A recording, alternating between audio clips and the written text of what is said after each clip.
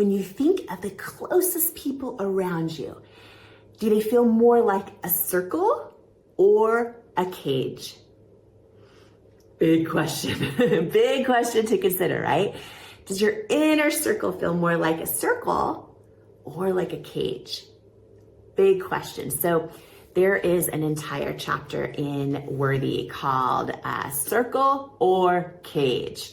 And it really goes deep into the power of, your inner circle, and then what I call your outer circle, and then the space where people don't belong anywhere near your circle, right? And I talk about, because so many of you ask me questions like, how do I build adult friendships? Or how do I get great mentors in my life? Or how do I, knowing that energy is contagious, how do I attract or curate the right kind of people around me? Huge question, so important. And who you have around you can truly impact who you believe you are at a core level. And that is why it can impact your self-worth. That is why it is so important. And a lot of us have, people we were raised around, or really well-intended family we love, but we know when we're around them, we feel our vibration go down. We feel our belief in ourself go down. We feel our self-doubt go up, or our fear go up, right?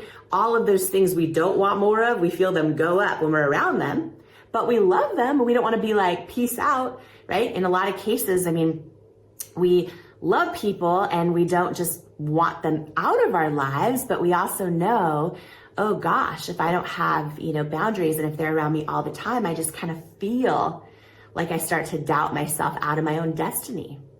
Or I feel like I start to talk myself out of my own truth, or I feel my fear or anxiety increasing, right? Those are all things that are so important to notice. And, this isn't something you broadcast, like, I think you are much more of a cage than a circle for me, right? These are stuff that you, first of all, just start with awareness inside yourself of thinking about who are the closest people to you in your life that you spend the most time with. Do they feel like a circle or a cage? I go into how to do this at a real granular level in the whole chapter on circle or cage in Worthy. And it really talks about how do you really identify it? And then how do you curate your true inner circle and what that means? What does that mean to have a true inner circle? Which, by the way, your circle could be 2 people. It could be 5 people. You just want to make sure they're the right people.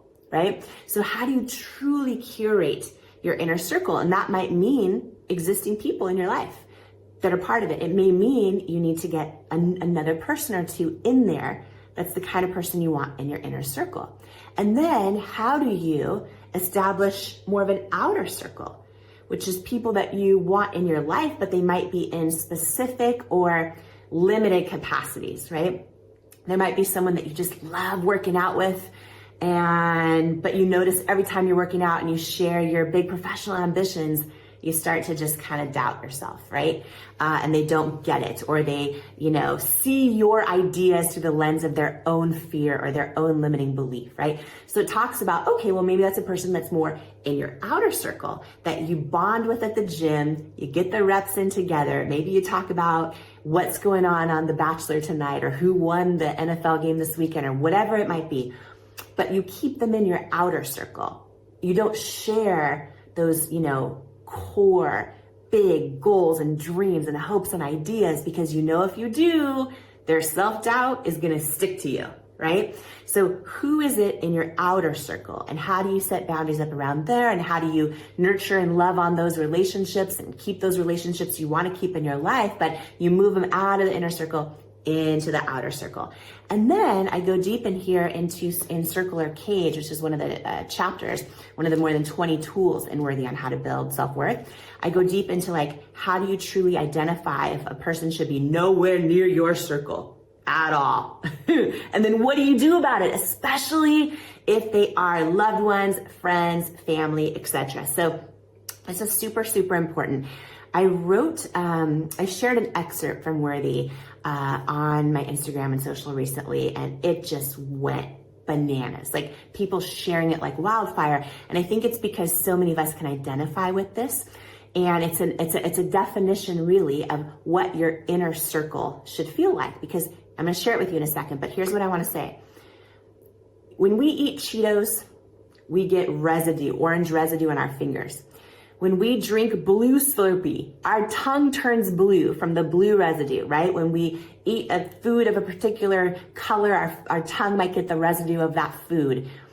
Well, that's real physical residue we can see. There's also emotional residue, which is when you spend time around people, how do you feel after? Their emotional residue sticks to you. So if you walk into a room and you're like, I do not feel welcome, or these people are mean, or the vibration's low, or whatever it might be, and you leave that room, you kind of feel that emotional residue sticking to you, and you just want to shake it off.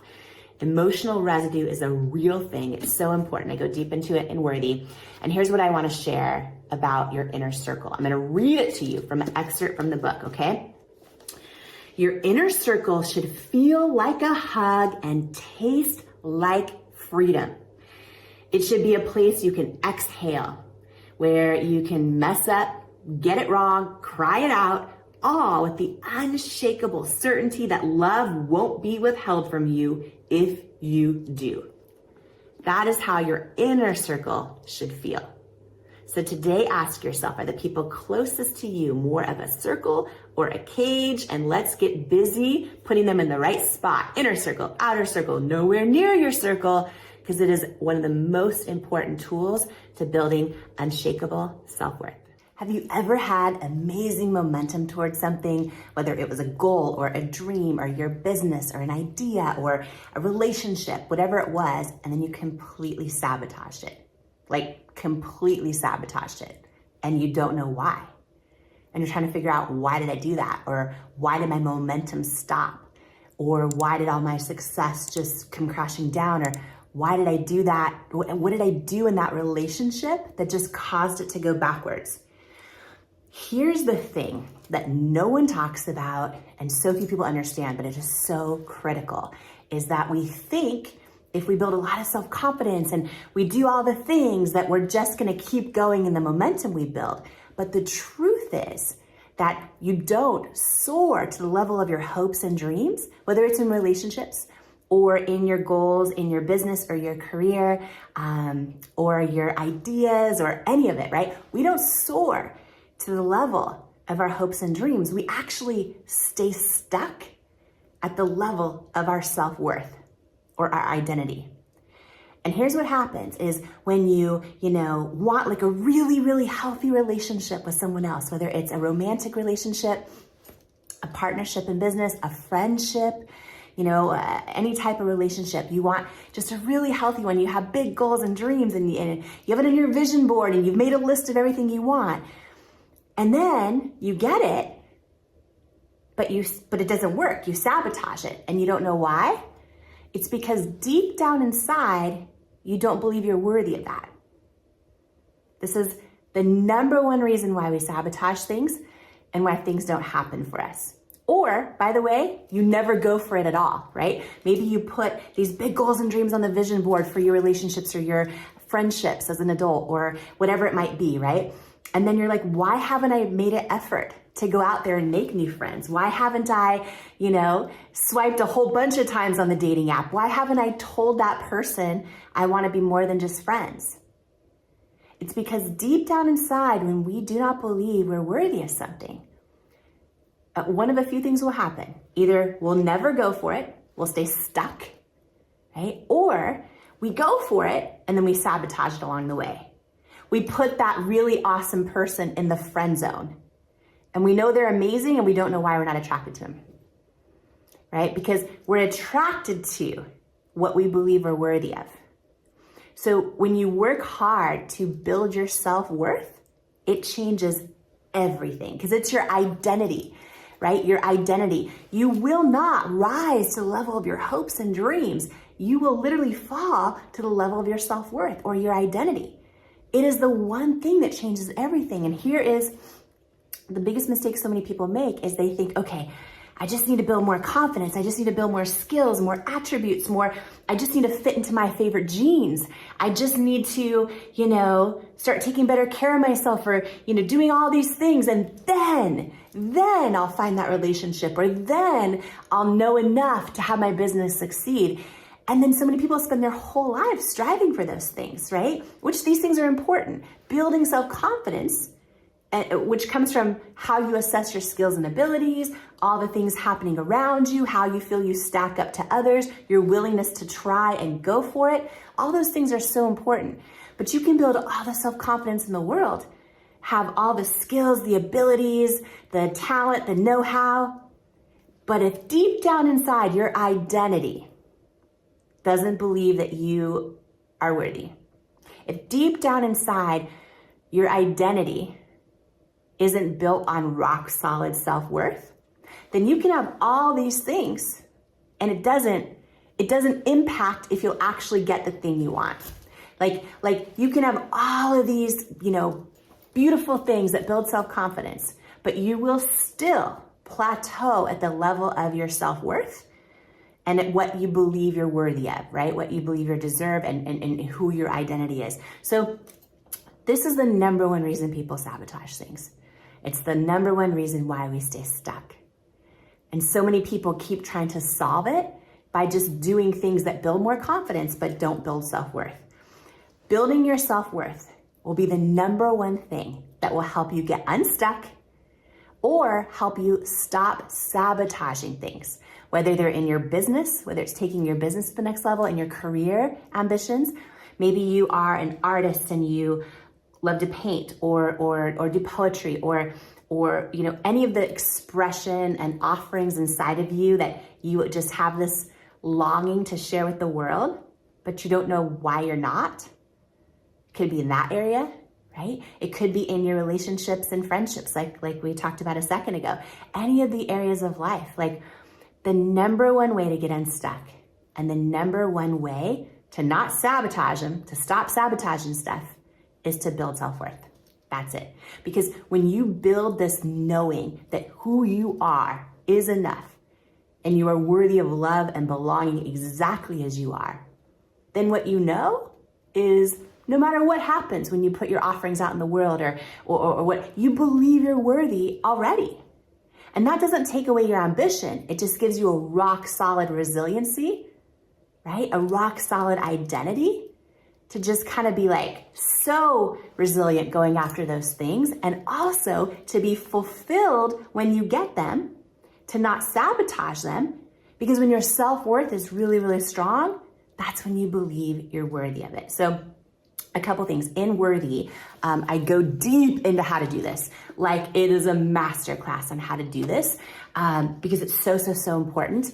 And also, we're going to go really, really deep into how to do this in the launch team. So if you're seeing this video before February 20th of 2024 and you go to worthybook.com, you can join me in that. It's completely free whenever you pre-order the book. And then right now, if you want to dive into something right now that's free, I put together a 5-step action plan on how to boost confidence and belief in yourself, which is a really, really important step. And so you can grab that for free at worthybook.com/5tips, the number 5 and tips. You can grab that free now. But I just want you to think this through because this is a really big thing. Awareness is the most important first step. If you are someone who, and this was me most of my life, by the way. I remember I was a struggling waitress long before I launched a business in my living room and built it to a $1 billion company. Long before that, I remember, I was a struggling waitress. I had big kind of like goals and dreams, but I didn't believe I was worthy of them. So I stayed stuck, right? And then I would go after things and sometimes sabotage them. So if this is you, number one, just being aware of it is huge. Just being aware of like, okay, I think maybe I need to build my strong self-worth, because here's what I know for sure. We can do all the things. We can accomplish all the things. We can have the biggest awards on our wall. We can have the biggest bank account or, hit our fitness goals or whatever it might be. But if we don't believe we're enough, we will always feel like something's missing. And we will often stay stuck and often sabotage things. Building self-worth is everything. So awareness of that is key.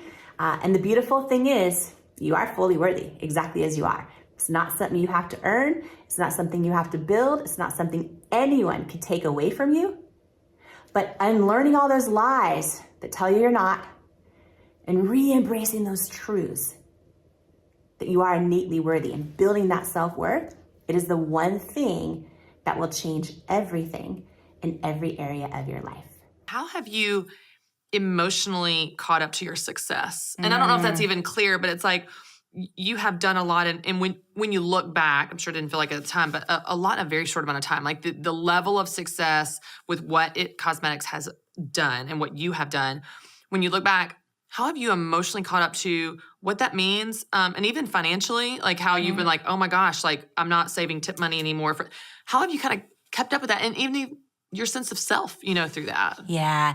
So there's things that I've done right and things I've done wrong. One thing I did wrong in the journey was, I got to the point where I was working 100-hour weeks, and I almost became like addicted to work and busyness. Yeah. And I went through this journey of learning that like busyness is actually like any other addiction, where it separates, it like numbs us, separates us from ourselves. And I realized, which is also part of why I thought, okay, let's really partner with L'Oreal, because I need to really make, as an entrepreneur, some fundamental shifts in my life. But the one thing I did wrong was work 100-hour weeks and cause myself to burn out, all those things. The thing I think that I did right from the beginning, and even now in this moment, now that my circumstances are very different, is I've always known, and this comes from, I think, my faith deep down inside. I've always known that like what I'm called to do isn't about me. And so for me, it's what's fueled me in all the times when it seemed like no one else believed in me. Like I knew why I was doing this was so much bigger than myself, and to really shift culture and beauty. And even now, even just saying like, oh my gosh, you started something in your living room and someone pays you $1 billion for it. Like if I think about that, I can't even process that. Yeah. Like, I can't even handle it. Because what happens is I'll start thinking of like, oh, but I didn't come from the right family. Neither of my parents went to college. Like all those things that we tell ourselves about why we're not the person that has those kind of things happen to us. Right.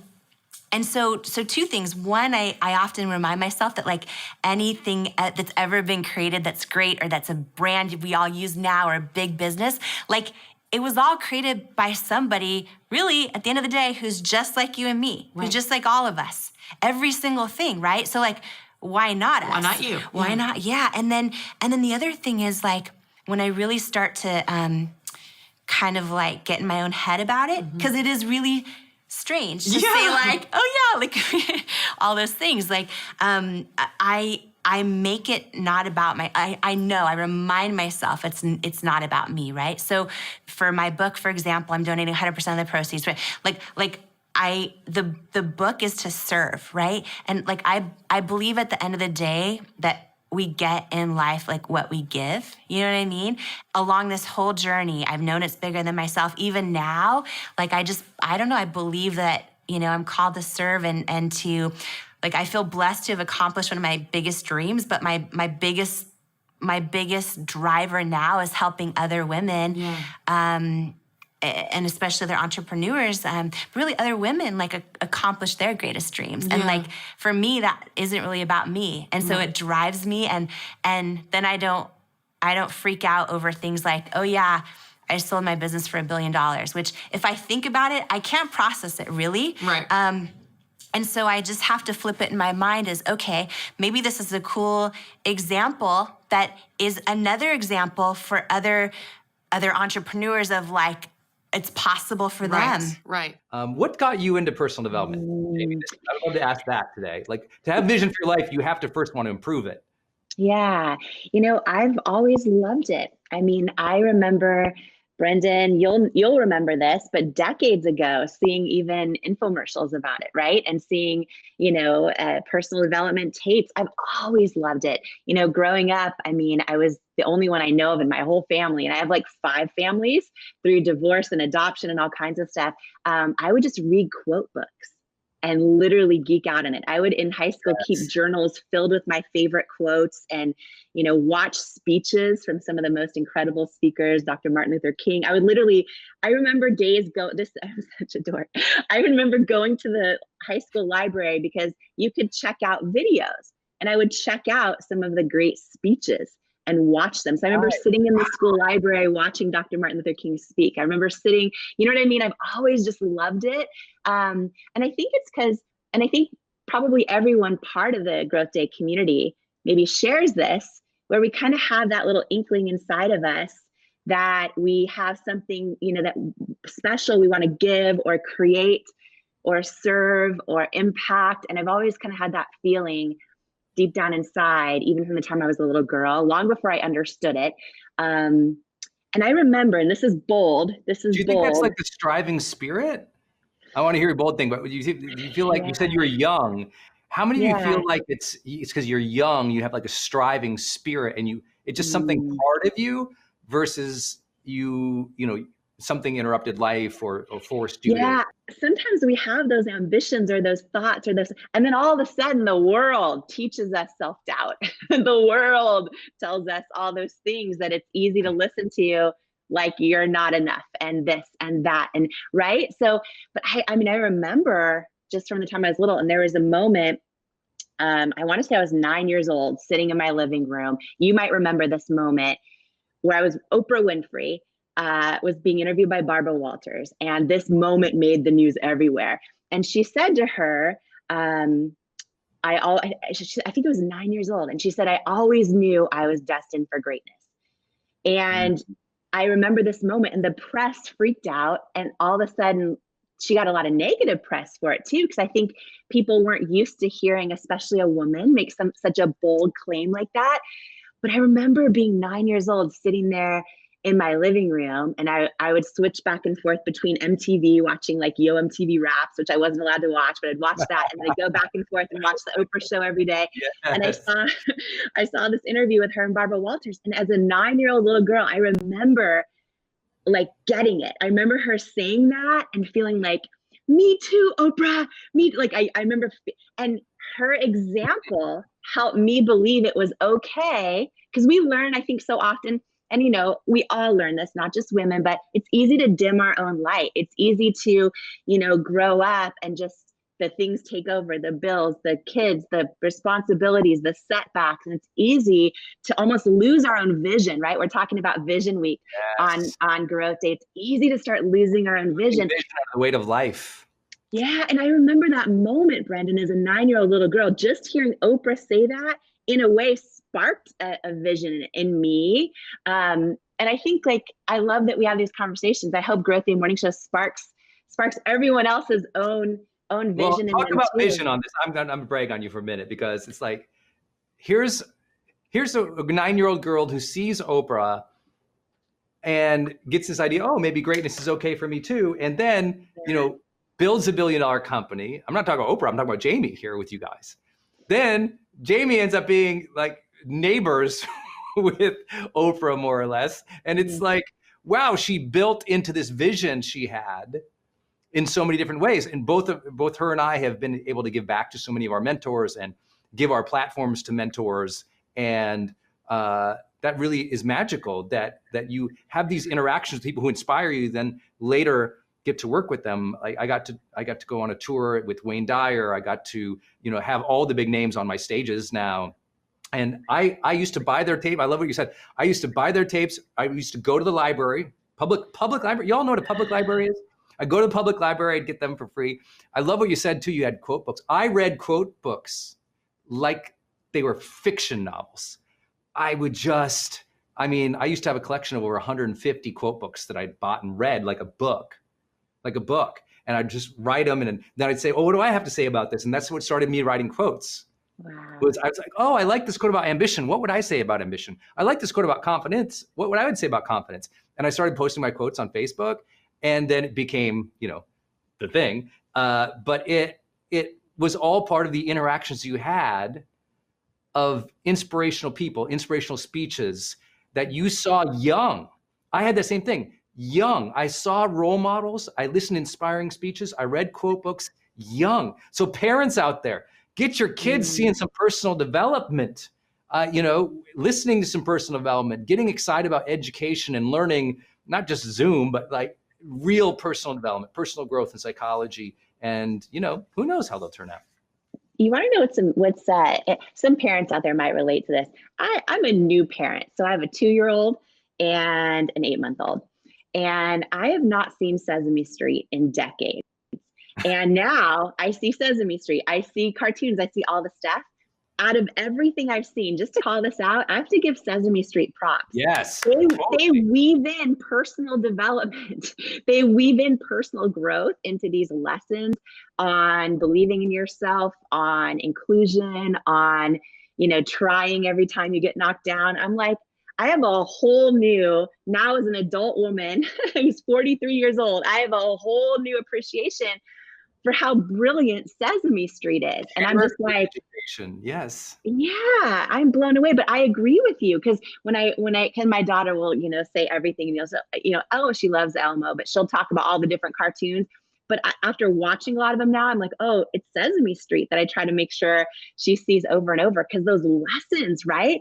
On just like, all those things, believing in yourself.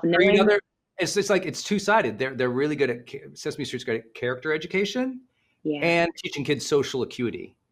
Like, how do you read the feelings of this, inanimate object, right? How do you read feelings is what Sesame has been always about. And teaching, kids about honesty and integrity and, caring for yourself, they're the bomb. So good. If you all love Sesame Street, I want to hear your favorite characters for sure. By the way, we're live every day, 7:30 a.m. Pacific Standard Time on Instagram and Facebook. So when I look off camera, if you're on Instagram, it's because I'm looking at Facebook, and Facebook vice versa.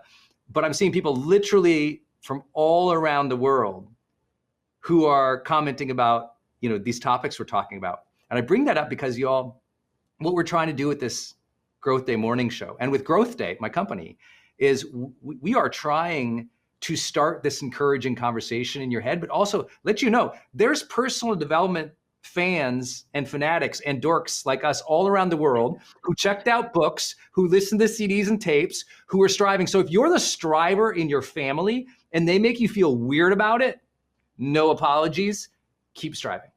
If you're the person who's into reading the books and listening to the podcasts and doing your workout, but everybody else around you is just the complainer and not taking action and, no self-responsibility, that shouldn't minimize your light. You don't need other people's understanding, approval, or even participation to keep chasing the vision you have for your life. Like, one great, untold advantage I've had in my life, Jamie, is I don't expect people to support me. I grew up in a place where people beat me. I grew up in a place where people minimized us. I grew up in a place that was economically depressed. I grew up with very little expectations of people around me at all. And so that gave me this independent, I'm going to make my own way. And I'm going to do it either way. And I think that in one way that was good because it made me self-reliant. In another way, I think I wish I had asked for help earlier in my, I'd say early 20s specifically. So it's like personal development. We always talk about self-awareness, self-responsibility, self-reliance, but a huge part of personal development is your environment, your community. And so everybody here who joins us Growth Day morning show every day, thank you. We love that you're weird like us. We love that you can chat down below and share about what you learned on Sesame Street or what book you read this year. And you are geeking out about getting excited about for today too. Even if you have like lots of obligations and hardship the rest of this day, we start with reflection about what's important in life, reverence for life. We start with the joy Jamie brings to this world. Just look at her smile. You're like, every time I see her in the morning, I go, I'm ready. Let's go. Let's have a great With your journey of like going from not believing in yourself to believing in yourself and believing you're enough, how was it a decision that you made, or was it really just this, process of basically your entire life up until then? Yeah, it's been so many so many lessons along the way and so many setbacks that I later realized were setups, so many things I did wrong, and then really looking back at what were those things I did right? Looking back at when I made decisions where I listened to other people's opinions or the experts instead of actually listening to my own gut. Oh, those were the things I did wrong. When I look back at what happened, right? And it's been building on all of these things. And so, in the book, I share so many stories, and it's wild because like literally 95% of the book is stuff I've never shared before, ever. And I had this realization that a really big realization that, because I get DMs on Instagram every single day from so many girls and women and people who say like, oh, wow, you started with nothing and built a $1 billion business from your living room. Like, did you just get lucky? Or was like, did someone give you a big break? Or like, did you, right? All those things. And I kind of had this realization, oh, when you just see the highlight reel or you just read the headlines, it makes it seem like, oh, maybe she just got lucky or she's, whatever. And it's like, you know what? I felt this strong calling on my heart that if I could pour everything I've learned into how you do that, like how did I do that into one book, that would be of service to other people, right? And so like, for example, I'm donating 100% of the proceeds, by the way, every penny from the book. I'm literally purely just doing it for exactly the question you just asked, which is to help every other person out there learn to believe that stepping into all of who they're born to be is possible, right? The thing when I look back on all of the lessons from going through years of hearing no, because I created a company called It Cosmetics in my living room where I started with an idea and close to no money. And I just thought once we created an amazing product that worked, I thought it would just do well, right? And then I started this journey of every beauty retailer saying no, every department store, every QVC, everybody saying, no, you're not the right fit. We don't think your positioning is right. We don't think you're right for the beauty industry, all those things. And when I look back and I went through 3 years of hearing no's from everybody and got down to under $1,000 in my bank account, which was our personal and business bank account, and didn't know how I was going to make it. And when I look back on all of the journey, like there's so many lessons I learned along the way, but one of the biggest ones and really a huge through line in this whole book is that like, yeah, I worked really, really hard and I didn't give up. And not giving up every time you get knocked down, every time you get a setback, that's so important because at the end of the day, a lot of people never realize their dreams because they actually just quit or they give up or they let their own self-doubt talk them out of it. So I didn't give up and I worked really, really hard, but like how I actually built a $1 billion business from my living room was like the most important thing I did when I look back at everything was like, I made the decision to believe that I could. And when I try to dissect how did I do that, that's really why I wrote this book is sharing every single lesson on how do you actually truly peel back the layers on your why, not just do a why, because that's the other thing too. A lot of people, when they might keep a goal journal or they might write out their goals, and then a lot of people will go another step, right? And they'll talk about their why, like I'm doing this for, because I want to one day buy a house, or I want to, all these things, or do something for my kids, or pay for their college, or pay off my student loans, whatever it is. And what I've seen over the years is that those whys, they sound really good. And when you tell them to other people, they like sound great. But if it's not deep, deep, deep, deep, deep to your core, you're going to quit. It's not going to be strong enough for you to keep going when you face all these setbacks. And so one of the things I talk about in the book was like, because I've done a ton of things wrong. And I share those too. I've never shared this stuff before. I'm actually freaking out, to be honest, but I just know it's not about me. It's going to be of service to so many people to know they're not alone in their setbacks and in their hard times and in how to handle them. But in the book, I talk about like, I did a ton of things wrong, but one of the things I did right was early on in my journey, I knew, okay, I'm creating makeup products. And of course, I want them to work for me and my rosacea because nothing else will. And of course, I want to help other people. And those are great whys, but they weren't deep, like deep enough. And what I realized is in my whole childhood, all growing up, I only saw images of beauty in magazines and on TV commercials.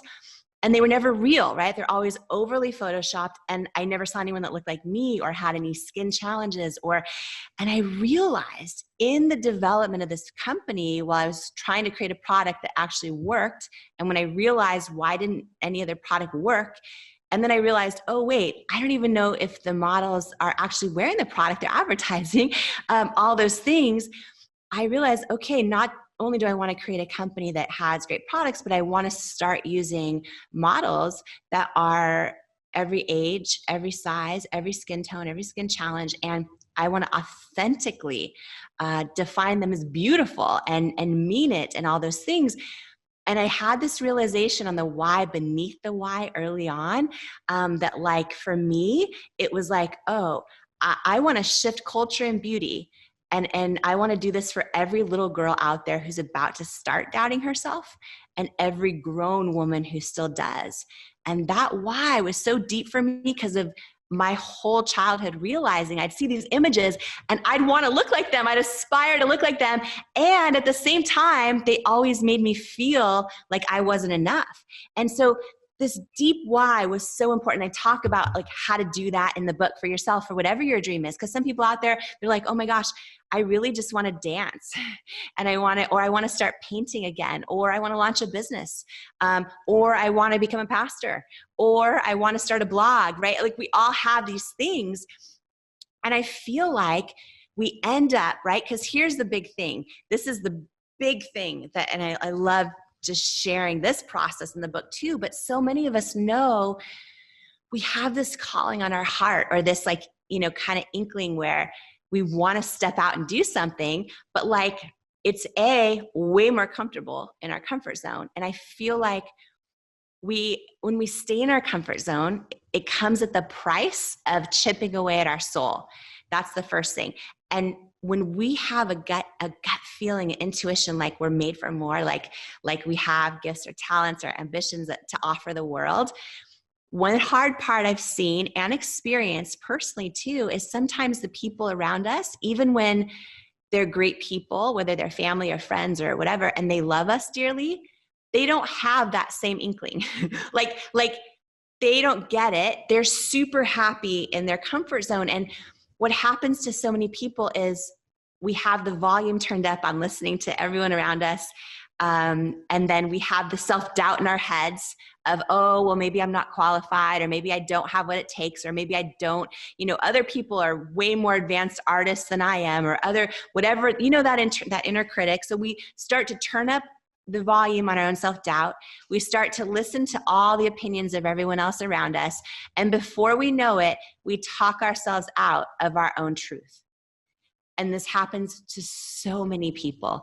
And in the book, Believe It, like a big part of why I did it too is like, I talk about the journey of how to love the circle around you, but how to turn down the volume on the stuff that's not for you.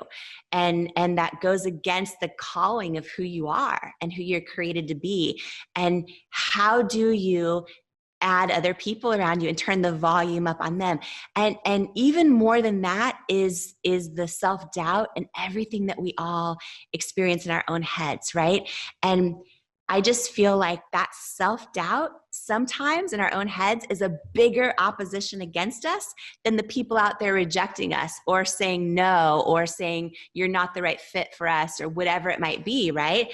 And so this book talks so much. I share so much about how to break through that noise of self-doubt, and learn to actually hear your own intuition and learn to trust yourself, right? Because so many people don't even know how to tune in and listen to their own intuition. Maybe they haven't even heard it ever or in a long time, because everything around us is so much noise, from other people's opinions to people not believing in us and us getting no's and rejected, to then the self-doubt in our own head. It's a lot. And I think the journey of learning how to go from not trusting yourself to truly trusting yourself is huge. And it's so many people, it's their journey they're on right now as well. So this book is definitely for them. It's crazy what you're talking about right now, even just, loving the people around you, but maybe turning down some voices or working through self-doubt. I was actually talking to my pastor this morning, and we were just having this conversation, and she was just saying, a lot of us have very unique calls on our life. Like, a lot more of us have those than realize. They either just don't realize them, or they don't have, the courage or the faith to kind of walk that out. And we were talking, and I was like, it's not my job to get these people to understand me. Like, it's my job to follow what I feel as though like God has put on my heart, or what I feel as though is like inside of me. And that's something that I feel like has been a constant battle, not even necessarily with other people, but even with myself sometimes, because something specifically that I'm even trying to work on now is believing like the best is yet to come, and like being one of those people who believes like, oh, I am so excited for the future. I know what God has for me. I know it's going to be even better than what I've seen. And maybe it's just the year that we've been in, or a lot of other life circumstances, but that's something that I'm working on for myself. And it's not about like being this positive person necessarily, but it's a deep core belief, not only in myself, but that there is so much good to come. And obviously we're promised trials, like that stuff will always happen. But I feel like when you're in the middle, like we talk about when you are talking about the difference between the headlines versus the reality, I feel as though that's where I feel like I'm kind of at right now, and where so many people listening to this are. How do you like navigate the in between? And not that it ever necessarily stops, but when you feel like you're in the middle and you see more in your head than you see that's like in front of you. Yeah. So, and I love that you talk so openly about your faith, right? In all of this, because for me, that has been like the espresso in my latte in life. You know what I mean? In such a big way. So a couple things. I think that, and I have known this, but sometimes we know something, and until we actually truly experience it and look back, then we're like, we go from like believing it to like being certain of it, right? And in my journey, the thing that I know for sure, I know this for sure, is that every setback we experience is God's way of setting us up. Every setback is a setup for all that is to come. And I believe that the things we go through, even periods like right now that you're describing of feeling like you're in the middle and you're trying so hard to anticipate and believe that the best is yet to come.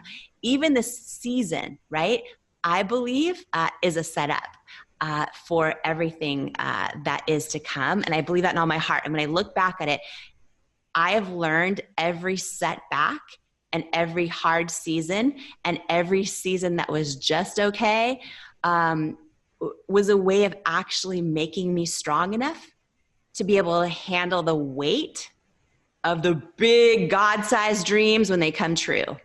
Because God-sized dreams and stepping into our calling and stepping into who we were created to be, especially those of us that know in our heart, we're meant for more. We're meant to give more, serve more, create more, love more, inspire more, right? Be of service more. I believe when you're at service at the highest capacity, that it's not about you. It's about how has everything you've walked through and been through actually helping someone else. Believe it's possible to get through it. Believe it's possible to step into all of who they are. And we can't do that unless we've gone through it all as well. And so I believe our setbacks are God's setups for everything that's to come. And it doesn't mean they're fun, and it doesn't mean they're easy. When I look back at going through like the 3 years of rejection, or I look back at, painful moments, right? There was a moment where gosh, the story when, we were a couple years into the business, I didn't know how we were going to make it. And we had a really big investor interested in our company. And I thought like, oh my gosh, he's going to change my life, because he had invested in all these consumer product companies that we all buy at the grocery store. And he'd his private equity company had invested in a lot of them when they're super small and made them huge brand names, household names.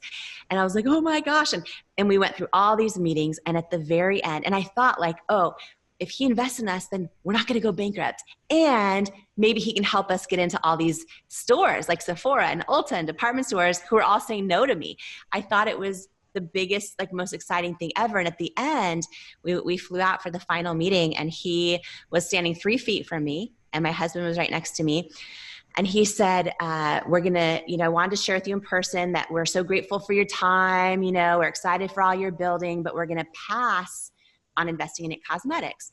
It's a no. And I remember saying, okay, can you give me some feedback? Like, can you share why? Because I always think feedback's a gift, usually.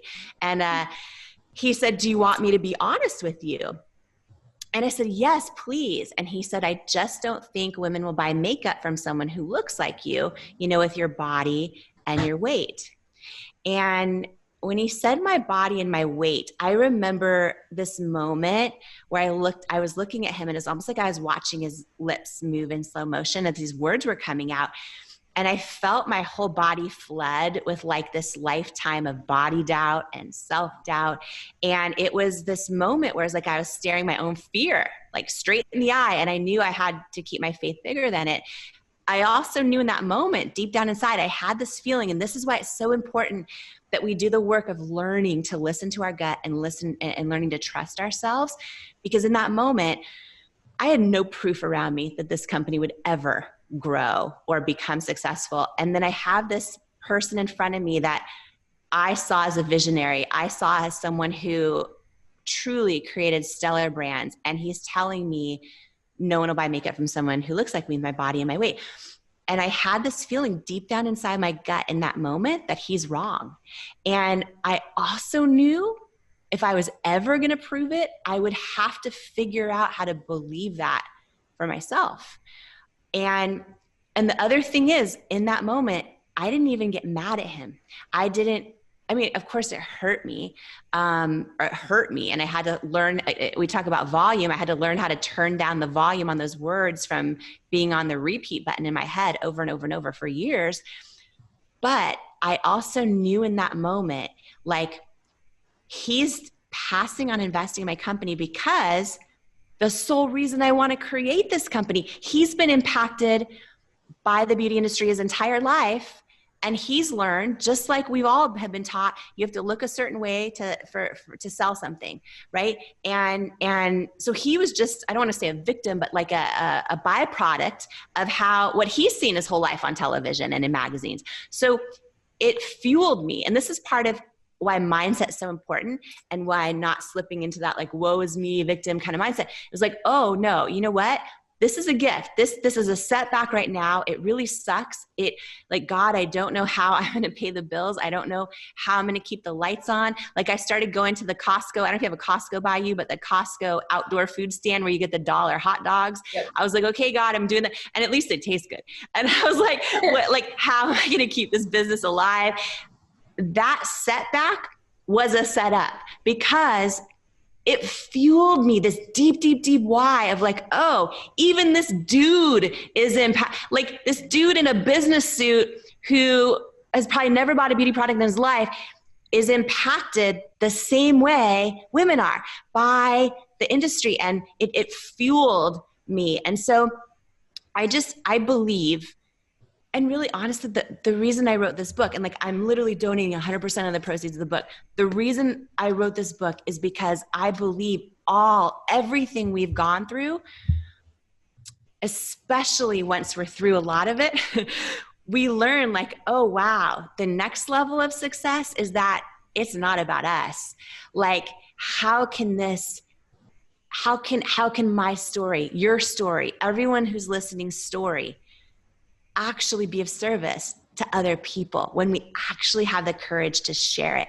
And for me, that's where I get my greatest joy. And it's like, the lessons and the stories in this book, if this can save other people from making a lot of the mistakes I made, and save them at least some nights of crying themselves to sleep at night, but more importantly, help them on their journey of like believing themselves, trusting themselves, like knowing they're enough, and just deciding it's possible to step in to who they were born to be. Like to me, that's everything. And so the season you're going through right now, okay, don't even get me started right now on your calling, because first of all, you are magic. And so many people listening right now will agree with me. And everything you're going through right now is, of course, part of your own journey.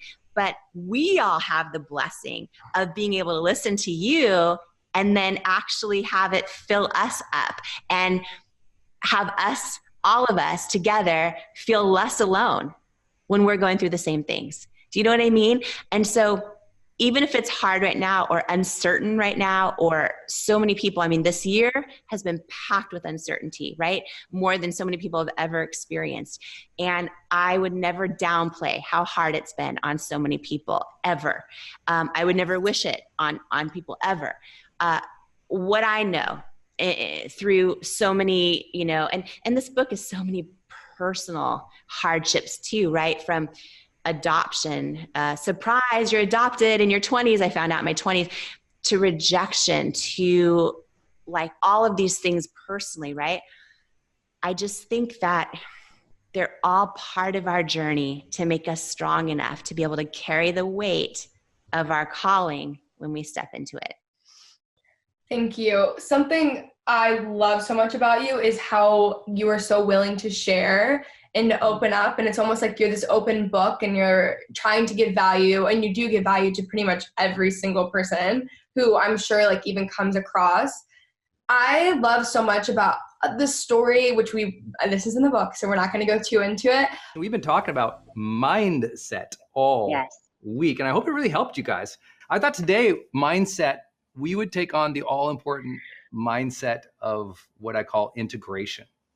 And mindset of integration means at the end of each day, or the end of each win, or the end of each week, or the end of each month, I'm going to integrate the lessons that I had about myself, other people, about the world. I'm going to integrate the learnings and the wins that I had into my identity, into my psychology, meaning allow myself to feel the learning, allow myself to remind myself of the good things that happened. A lot of people have a gratitude practice and like, yeah, I'm happy about that, I'm grateful about that. It's like gratitude doesn't work unless it hits the heart and absorbs into the identity, right? Your courage only grows if every time you do something where you stepped up to your fears, you acknowledge that and you go, good job, Jamie. Good job, Brendan. Yeah. And a lot of people have strings of successes and they never get more confident. They get strings of successes. They never feel happier or more fulfilled. And it's not because they're not achieving, it's that they're not achieving right in such that they're not integrating the successes. You should feel, listen, every year of your life, you should feel more confident. Every year of your, like if you go a whole year and you don't feel more confident, it's not because the Lord didn't give you challenges to grow from that year. It's not because you didn't absolutely have to get stronger to survive the other year. It's because you didn't take a moment throughout the year to integrate and go, oh, wow, I did that. Good job. Those little celebrations of wins, those little integrations of the successes is what I'm talking about. That's the mindset to integrate our learnings. Same thing, if you're jerked to your spouse or your team one day, if you don't integrate that at night that you acted inappropriately, well, then guess what? The next day, you're more likely to be a jerk again because you didn't integrate the lesson. I hope that helps people. On the topic of mindset, by the way, just to call out something you just said live that's so powerful. I don't want anyone to miss it. I mean, tiny detail on something you just said. Most people would say, oh, I've had hard times. That would be true. I'm stuck. That would be true. You just said, it's not like the Lord didn't give you hard times to grow from this year. Just the way you said that is such a deep rooted mindset around when we have a struggle, when we have a setback, when we're in the midst of a hard season, when things aren't going our way. how many people? Let's just like really, because I need to grow in this area always, right? I'm always trying to grow in this area. To think of it as, oh wow, I'm having a setback given to me so I can grow stronger through the struggle. Like That's it. it's a whole different way to think about it, but most people don't think about it. They think, oh, I just think that's so powerful. Just that one sentence you said, but then how to integrate it and how to say, wow, I got through that. Wow, good job. Wow. Right. And for you to say too, just how many people even have victories or wins or losses, but never feel fulfilled with them, right? How many people out there, because I have been there, how many people live with us right now on Facebook and Instagram, have you like kept striving for something, an achievement, an outcome, a goal, and then you get it and you're like, oh, like you Right. thought, you thought all of a sudden, right, you'd be fulfilled and you're not. And I think I've done that so many times. And I think that this is so powerful because if you don't have the integration piece, which is what you're talking about, last night, Brendan, on that note, what you shared just reminded me of something. So whenever I'm super, super stressed out, I either randomly surf real estate in random cities I'm never even going to move to on like realtor.com or Zillow. I'll just like look at homes. I don't know. Or I'll read stories and quotes. And so last night I was so stressed out. I'm like, all right, I start reading Oprah interviews online. And one thing she said that I want to share about integration that was so powerful that I read last night is she said, like her life is so full because she practices gratitude, because she is grateful for everything. And she said that people say to her, okay, sure, Oprah, but you have everything to be grateful for, right? So it's easy for you to be grateful. You have everything to be grateful for. And she says, no, I have everything to be grateful for because I'm grateful. Because I'm grateful every day for everything has happened to be grateful for. And it's sort of a chicken and the egg kind of thing, right? And I thought that was really profound. And I think that it's super important. I bring this up once before, Mel Robbins, who's a growth day coach. One of the things I'm so obsessed with that she's doing right now is this whole movement of high-fiving yourself every time you see yourself in the mirror. And I think it's so brilliant. I can't wait to talk to her about it even more. But it's carving this new grain almost of integration, just of being grateful for yourself, of celebrating yourself, of switching the whole neuroplasticity and the way grooves are carved, right? Most of us are used to looking in the mirror.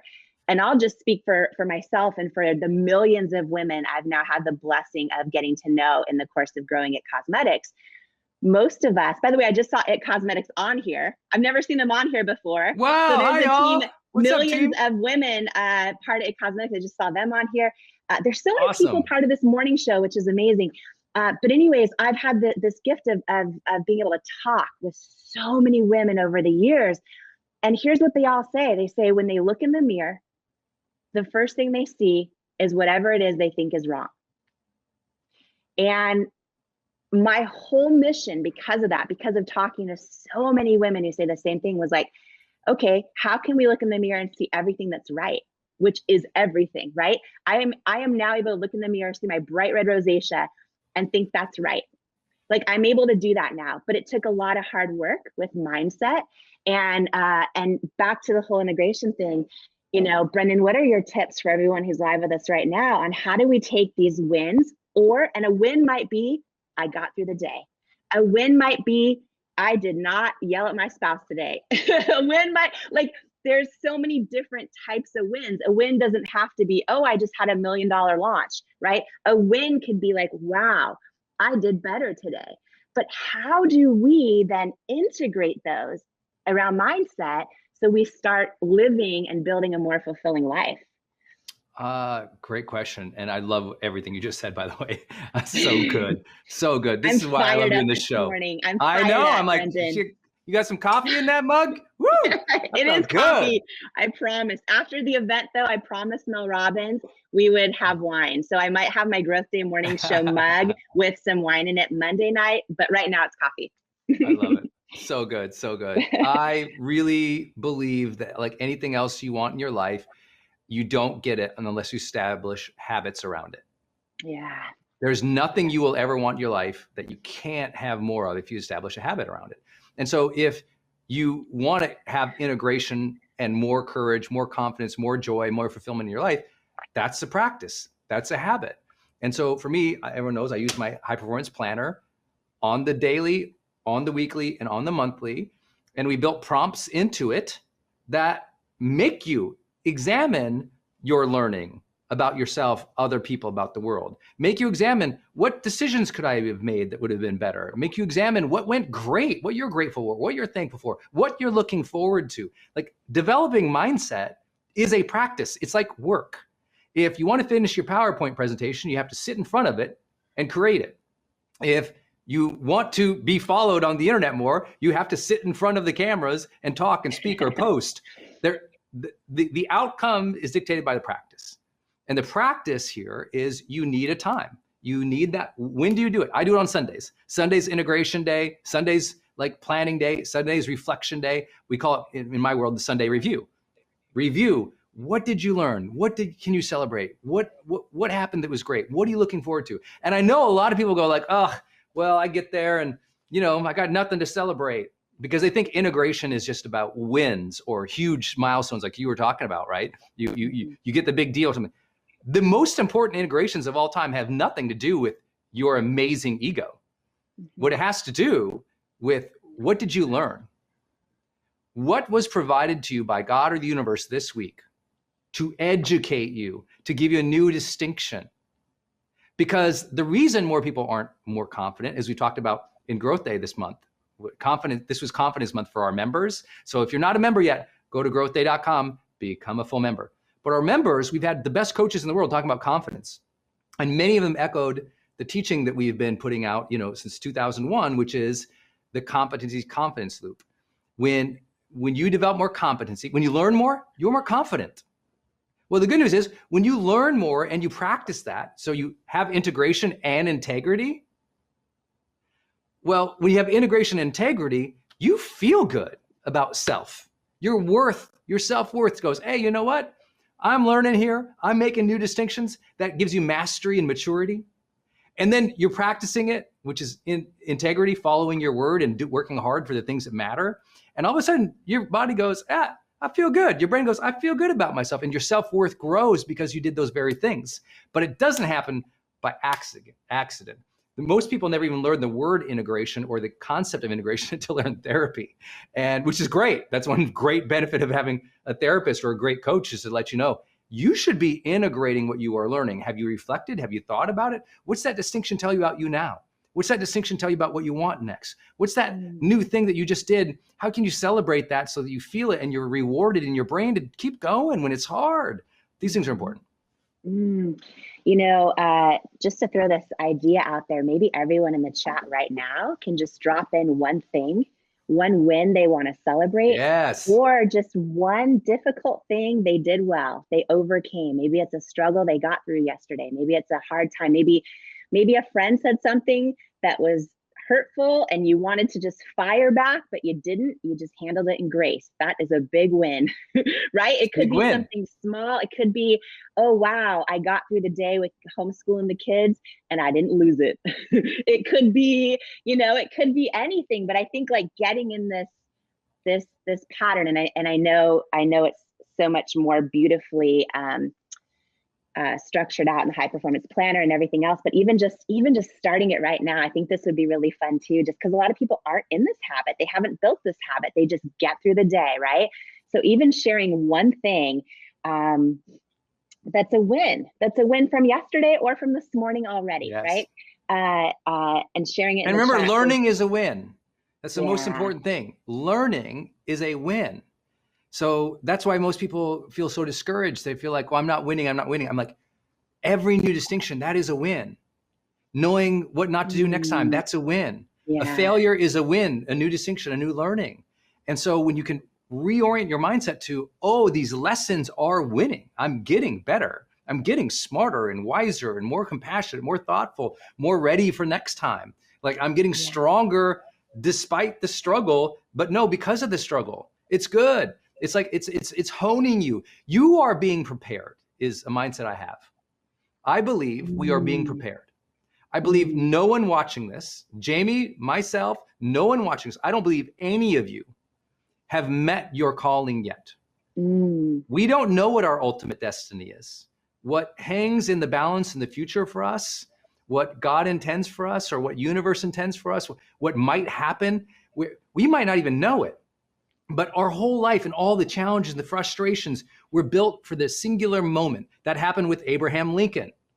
With all his failures, loss, that prepared him to have the empathy to literally be able to heal a nation, right? That happened with Churchill, loss, struggle, weird jobs throughout his entire career until he got in the Admiralty, weird ass jobs. Like, what does this guy do? What is he about? And then World War II. All these experiences suddenly aligned for the perfect action leader to emerge. And you see that in history over and over and over and over again, where you don't even know that all these things. Oprah talks about her journey. She did not know they would all come together in the way that they came together to make her ultimate difference. Even though she knew what her purpose and her passion was, she could never have imagined the platform that she would be gifted. And so I just think it's so important for all of us to go, I'm being honed. For all of us to go, I am in training. Yes. I am being gifted with distinctions that are going to make me ready when the time is right. And you don't know when that time is going to be. So I'm just here, adopt a positive mindset, be grateful for the lessons you're learning, even if they're hard right now. Yes, that's so good. I remember one of the things you just mentioned. I remember a moment when Oprah Winfrey said to Maya Angelou that, she believes her legacy will be her talk show and the tens of thousands of people that she's had on the show and interviewed, and the millions and millions of people worldwide that, she's touched their lives through her talk show. And she said that Maya said something back to her, and she said, you have no idea what your legacy will be. She said, your legacy will be every single life that you have touched in some way. And you have no idea yet what that legacy will be. And I think that's true of every single one of us. Every single one of us watching live right now, in our own in our own stage, in our own platform, in our own right. And for some of us, our platform is our living room with the people we love and care about and how we're impacting their lives. For some of us, the platform is our neighborhood and the neighbor that we wave to every day, knowing like, oh, that's the only person that might wave to that person today. You know what I mean? For some of us, our platform is part of our profession or part of our online community. And we have no idea what our legacy will be, to use that story and those words from Maya and Oprah. I think that living in that mindset, right? Or being prepared or being honed, that's so powerful, because then it's just a great reminder that when we're in the midst of the hard times and the hardship and the setbacks and the things that totally suck and the things that don't even feel fair at the time, and we don't see that how there could possibly be a reason it's happening to us. But when we know that in the midst of that, oh, we're building a muscle of resiliency and of strength to be able to carry what's to come, I think that's super, super powerful. I want to know, what's the difference from this new book and your first book, Believe It, and what made you to decide to write another book? Yeah. So, thank you so much, by the way, for having me. I am excited for our time together. I just love you and love everything you're putting out into the world. And so I hope, actually, I don't hope, I know this episode is going to bless so many people and hopefully be exactly what someone needs to hear today. So thank you for having me. And yeah, Believe It. And thank you for those kind words. Believe It. My first book is really my story of kind of what you shared, going from Denny's waitress to billion-dollar entrepreneur, and sort of like all the ups and downs. And Worthy is really the playbook on like, how do you believe in you? So Worthy is over 20 tools like that you can apply to your life right now, and how to build self-worth and build belief. And it's really this idea, Hannah, like for so much of my life. I mean, because and maybe you and I probably share this in common, that people can Google our stories and then they can read the highlight reel and then they see all the things that people know us for. And so, in my situation, so many people think like, oh, did she just get lucky? Did it just come easy? Was it a fairy tale? She went from waitressing to, building, 1,000+ person company, all the things. And my real story is like a girl who, like, most of my life did not believe in myself and didn't believe I was enough. And through learning how to, is really how I even began to believe I was worthy of building a company or putting my ideas out there in the world. And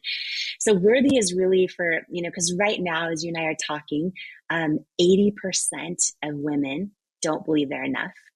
75% of female executives deal with imposter syndrome, and 91% of girls and women don't love their bodies. And so I really wrote Worthy because the time for change has come. And every person listening to us right now, when you fundamentally believe you're not enough, it is a lie.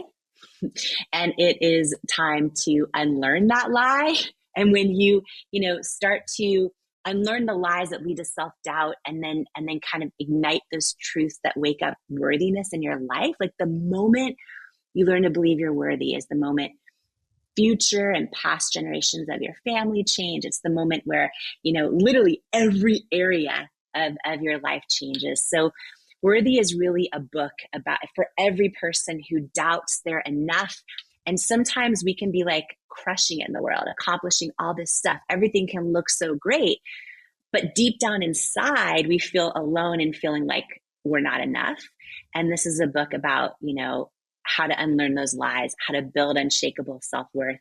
And it kind of all is based around this idea that I believe is a truth, which is that in life, like we don't, in all areas of our life, really, we don't become what we want. We become what we believe we're worthy of.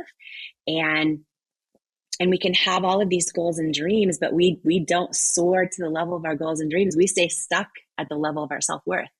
Like our self-worth is our ceiling. And so I'm so passionate. I'm donating 100% of the proceeds from the book. I'm just so passionate about it because I think, like, I'm imagining, even talking with you live right now, I'm imagining the number of, and this is for everybody, 73% of men feel inadequate and like they're not enough. But what fires me up so much is I think about every girl and woman who, when we learn to believe we're worthy, like the unhealthy relationships that will end, the ideas that will be shared with the world, like the businesses that will be launched, the bodies that will be celebrated, like for the miracle in motion that they are. Like, I am so fired up about this and so excited. So self-worth. And by the way, self-worth is very different than self-confidence. And when we learn self-worth, it's just the one thing that changes every single thing in our life. So that is why I wrote Worthy, for any person listening who has some self-doubt to destroy and a destiny to fulfill. Which is all of us. I feel like it's so hard. Like, have you ever met anybody that hasn't had to go on a real long journey to actually feel that worth? It feels like there's so many things that happen in our life and we believe these lies over and over. I know for myself, same thing you said, like it could look like I was at the top of the mountain and there have been moments where I've been really struggling with my worth. And it's not really about those external things, that those don't give you worth or happiness if you don't have it inside yourself.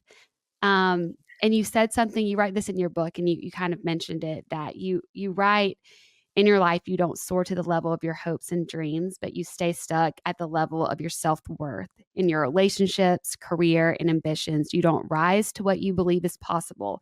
You fall to what you believe you're worthy of. And I was just like, oh, right to the gut. Like, that is so true. And I want to know, like, how did you come to this realization and how have you seen this play out in your own life? Yeah, I am. It's so funny, Hannah, that sometimes, and I love that we have different experiences, but kind of shared experiences. sometimes it takes us accomplishing really cool stuff that the world tells us is like everything you could ever hope for, to then realize, well, wait a minute, why do I still not feel enough even after accomplishing all that? And for me, it took so many of the blessings I worked so hard to get, to realize that there's such a huge difference between things that build self-confidence, which is largely based on the external stuff, and things that actually build self-worth, which is very different. And just to kind of share this for anyone listening, maybe, because for me, most of my life, I thought that if I could just achieve enough, or just make enough people happy. And I was such a great people pleaser. If I could just, all the things, especially if I could just achieve enough, then I would finally feel enough.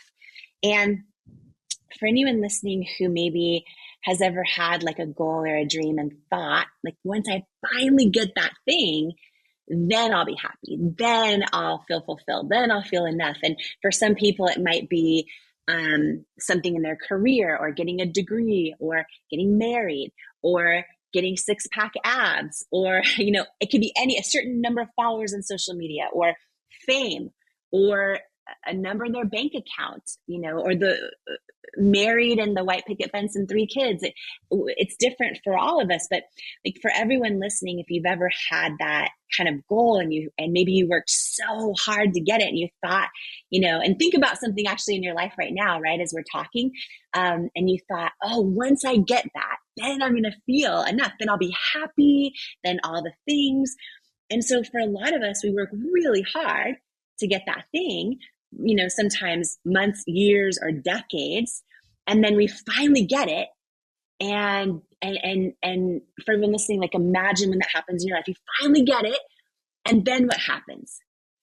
For a lot of us, we're happy for like a month, or a few weeks, or a few hours, and before we know it, we're back to feeling like something's missing, or like it's still not enough. And so then usually our solution is to work harder and to go the next thing and the next thing and all that. And going after your dreams is so important in life. And I am harder working now, Hannah, than I've ever have been. Like, I am so passionate. I'm so fired up. But what I now know is, when we're going after our dreams and our goals, and then we finally get to them, that in that pursuit of them, we've built a lot of self-confidence, which is really important. We've been growing. We're often contributing to something beyond ourselves. But none of those things build self-worth. And none of the things that we want to accomplish and that we finally accomplish build self-worth. They all build a lot of confidence, but they don't build self-worth, which is why you still take you with you, whatever you accomplish. And so many of us think, and I did most of my life until literally 3 years ago, self-confidence and self-worth are very, very different. And understanding the difference, literally this one thing can change your entire life. This one thing can change your entire life, because self-confidence is, while it's an internal trait, it's based so much on the external, and it's fragile and it fluctuates. And our self-confidence is our own assessment of our skills and abilities. It's how we feel we stack up and measure compared to others. It's our willingness to try and go for it. It's how much of the world's definition of success we have.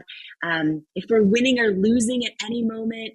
And like studies show, like the boxer that wins the match is 30% more confident automatically. But our self-confidence is fragile and it fluctuates. Our self-worth is that deep internal knowing that we are fully worthy and enough, and worthy of love and belonging exactly as we are. Not as we achieve, not as our past mistakes or failures, and it's unwavering. And the two are very different. Like, self-confidence is sort of like the house we build and of everything in our lives, but our self-worth is our foundation, and we can only ever be as strong and secure as that foundation underneath the house. And it's really the one thing that changes everything. And for people that have and struggle with self-worth, maybe who are listening now, and they're like, well, how do I know if I am struggling with it? Self-worth, when we struggle with it, usually shows up in 3 ways. And Hannah, for me, like, I was at the height of my success, having this incredible stuff happen in my life. And I was still sabotaging stuff and still didn't feel like I was enough. And it took that for me to realize, oh, wow, I've built a whole lot of confidence. I'm crushing it. All the stuff on the outside is so great. But deep down inside, I don't still feel like I'm enough. And when we have self-worth struggles, which is really why I wrote Worthy, to give tools on what to do about this. But what it looks like for everyone listening is, if we have low self-worth, often it looks like we're stuck. Like, we'll stay stuck in certain areas. So maybe like anyone who's like, oh, I really want to have a partner in my life, but you don't know why you're not getting on the dating app, or why you're not going out there. Or it looks like, I have a book inside of me. I want to share my story with the world. And you don't know why you haven't written the first word yet.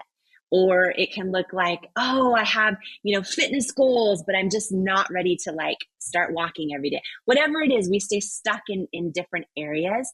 We don't apply for the job that we know we want, or we don't register the domain for our business idea. Like, we stay stuck, and we tell ourselves stories like, oh, once I get more experience, then or once I get more skills. And really the underlying reason is we don't believe we're worthy of that thing. And so we stay stuck and then think it's other things. So that's one way. If you have low to medium self-worth, what that looks like is you'll go for the thing, like you'll go after it, but then you might sabotage it along the way. So you might start, you might put yourself out there in the dating world, and then you meet like a really great guy, and you decide to put him in the friend zone, and you decide you're not attracted to him, and you don't know why.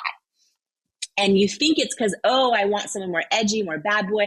But then deep down inside, we actually just don't, we are attracted to what we're familiar with. We're attracted to a reflection of how we feel we're our own worth. Like, the amount and depth of love we love ourselves is the limit of what we'll be attracted to, and the amount of depth of love in someone else. So we'll go for things, but we'll sabotage them. We'll build our business or ideas to a certain level, and then we won't know why we hit a ceiling, because our self-worth is our ceiling in every area of life. And then if you're someone that has like medium to high self-worth, but it's still a challenge for you, what that looks like is you'll go after the thing, you'll accomplish it, you'll achieve it, you'll get the thing, but then when you arrive at it, you still feel like it's not enough, and you still feel like you're not enough. So that's really the three main ways that it shows up. And the thing I want to say too, Hannah, is like building self-worth and learning to believe you're enough exactly as you are. It doesn't curb your ambition or any of that. It just makes you like actually more ambitious, because you're not worried about, oh, if I fall flat on my face, if I embarrass myself, like, okay, it might shake my confidence a little bit, but it cannot touch my self-worth. So building that strong sense of self-worth, it impacts every area of our life, and it allows us to get the things we want so badly and actually be happy and fulfilled and feel enough when we accomplish them. So it's really just that one thing that changes everything. We are both on absolute launch mode, everybody. It's like we're launching Growth Day, the brand. She's launching Believe It, her book comes out next month. Make sure you get it pre-order on Amazon or go to believeit.com. And Jamie's really pushing hard too. We are crushing. It's intense. It's focused. It's hard. It's exhausting. Who's cranking right now? Let us know down below. Who's cranking? Who's working? Who's launching? Jamie, it's hard, huh? So hard. And I was embarrassed to admit this to Brendan, because he is like the master at high performance habits. But I was telling him that yesterday, I had the blessing of doing this magazine shoot all day, and then video interviews, all the stuff for press, right? Because the book's coming out in a few weeks. I was so and then if you've ever had a long day, maybe you have like a long day of Zooms, right? And then for the first time at the end of a full day, you feel like, oh, wow, now I get to see my emails and all the things I'm so behind. It was one of those days, and I was embarrassed to share this with Brendan, but listen, it's the Growth Day morning show, and we're keeping it real. You're doing it. I was so tired that I literally decided, instead of sleeping, this somehow made sense at the time. Maybe someone else out there will feel me right now, but I was like, I'm not going to go to sleep. I'm going to watch The Bachelor. and I'm gonna order food delivered that's not healthy. I'm like, what am I doing? This is not a high performance habit. I was so tired that somehow You were decompressing. well, I don't know. I don't know that it was the right decision, because this morning I got up trying to do my morning routine and I went walking and I'm like, why am I dragging? Like, Yeah. I feel like I'm dragging. I'm like, oh yeah, instead of sleeping, instead of eating really healthy food that nourishes my cells and my body. And I literally watched The Bachelor last night after a full 20-hour day, Yeah. 20-hour day of exhaustion. So, Well, nothing like The Bachelor to turn your brain off. We all need to do it true. sometime. Listen, I got no judgment to it. Denise, my wife, she loves that show too. And I'm just like, a good thing about television or entertainment is it's an escape from the day. It can activate a different part of your brain, turn off another side of it, take you from creator, strategizer, builder, manifester into consumer. Like just consuming something, it literally shifts the brain waves a little bit into more of a passive state. And sometimes that can be good. It just kind of lowers it down a little bit in terms of the strategic thinking. Another option, if you do want to high performance habits, some of you have huge projects due this week, next week. You've got quarter, results you're charging towards for this year as we're kicking it off. A lot of you are doing rebrands, launching new things. I know you're super busy. It's super, super difficult. Jamie and I were talking. I call it a launch window.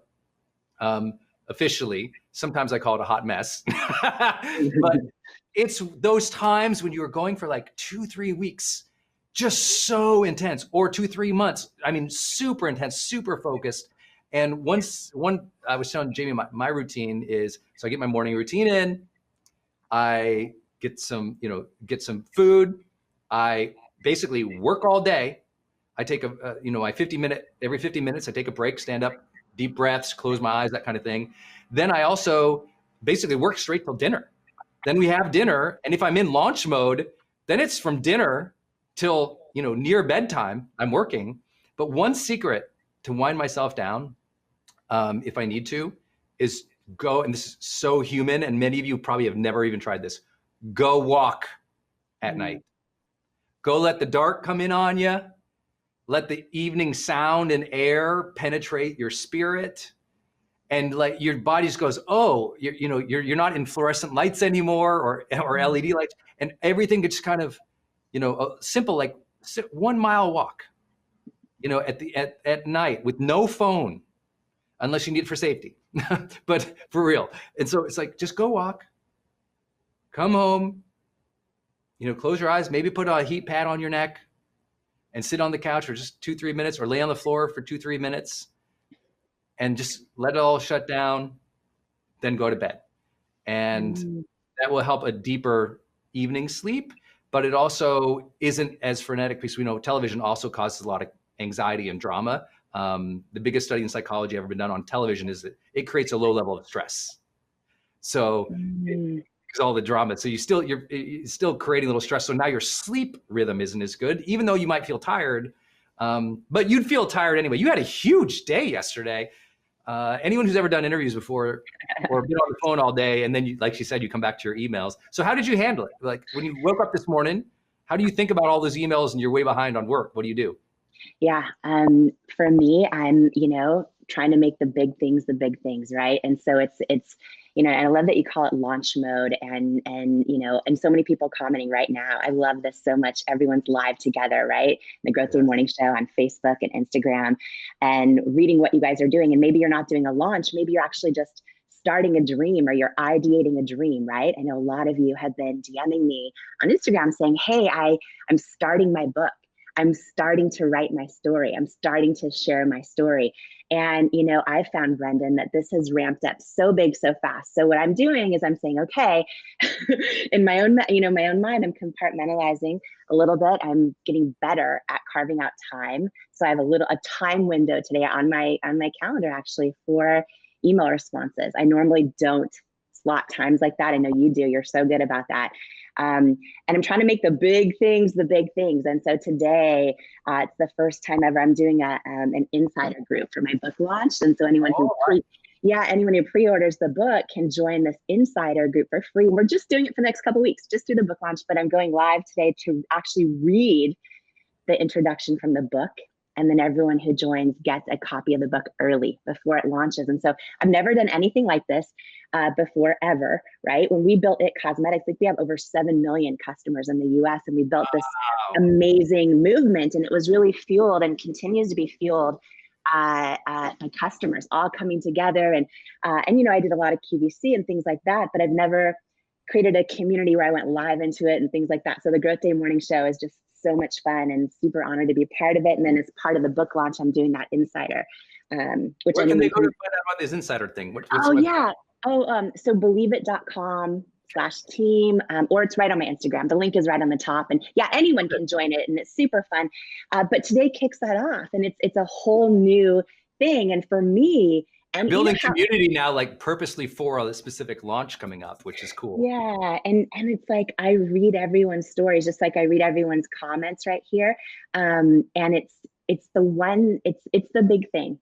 I feel like anybody who's spending their precious time with us, who's like-minded, who wants to grow, who wants to serve, who wants to, you know, that's the big thing. So I'm like, okay, all these legal emails, and you know, because there's all the not fun stuff about a launch, right? Or anyone down here commenting about their dream they're starting. Paperwork. Who's tired of the paperwork? I'm drowning in paperwork and DocuSigns 24/7 for, I don't know, like 10 years. It's part of it. It's the thing they don't talk about when you guys are all chasing a dream. There is the suck. There is the administrative thing, unless you love that part. There's the coordination thing. Jamie's got an event coming up. And I was kind of teasing, like, I get it. Like we used to do 8 of these a year. Now with Growth Day, we're going live with new teachers for you every week, practically starting in February. And so think about that. It's like all the coordination to like schedule that teacher, get them on the internet, go live, send out the emails, send out the notifications, send out the texts. And that's just one person, like that's all month long. And so guys, it takes a lot of coordination. And I would say, don't let the admin or the coordination steal your fire for your dream. Yeah. No, I always tell people, would you still chase your dream if you knew 50% of the time you're doing menial tasks, so true. crap coordination, a million emails? Do you still want your dream if 50% of the time chasing and living the dream kind of sucks? Would you still, if you love it that much, that means you have to love it 150%, you know? You know what, you know, and two things on that. One, about all the Growth Day coaches that are coming in live. I am so excited about this. And just to share personally, I don't know if I could have gotten through the last 6 weeks, especially, but maybe even 6 months, without how brilliant some of the other Growth Day coaches are, and then literally me having the blessing of getting some of their advice. I mean, it's been, and you know, these are people that all get offered $100,000 to give a 1-hour keynote, as you do all the time, Brendan. And the fact that you're getting them all together, that everybody is going to get, I mean, for their $1 a day, everyone's going to get them, coaching them and be able to go live with them, right? That's so different than going out there and watching a video somewhere. To be part of something where you can interact live is so revolutionary, but also just, you know, you've spent decades building these relationships with like the smartest thought leaders out there. And so they obviously trust you, and they're all coming together as part of Growth Day. I think that's so special. And I'm excited, not just to be in there serving and all together, but also to be, you know, I'm a lifelong student. And one other thought to share on what you were just saying about how so many of us want to create, and we have a dream, and we want to start this, or we're doing that, or we're launching a course because we want to serve other people, whatever it is, right? But then you have that other half of it. I saw one of our mutual friends, Danielle Kenty from Boss Babes, was posting, talking about how if she does the admin stuff, she literally can't create for at least 2 hours. So she has to divide up her day. Block time, yes. Block time. And I wanted to ask you about that, because you know, so many of us have these things we want to do, and yet there's everything else that comes with it. And I've found that, for me, it's rapid fire all day. There's so many things, as you know, the bigger you build your dream, and maybe, I have author on my head, right? So, because so many people are DMing me their stories about writing their stories. We had, Sherry launching Salata. videos, launching things, launching businesses. I love that. Yeah. When we go live for you all and you tell us what you're working on, Yes. I mean, I love when you cheer us on in the comments, and I appreciate that. But I also love when you share what you're working on, because we can see it. We see your questions. It's helping us make this better, and we really need your help with that. So any comments or what you're working on is awesome. But ladies and gentlemen, rock this house and welcome to the stage, Jamie Kern Lima! Jamie Kern Lima! Every single one of us has had someone tell us we're not enough. Every single one of us has had someone say words to us that hurt.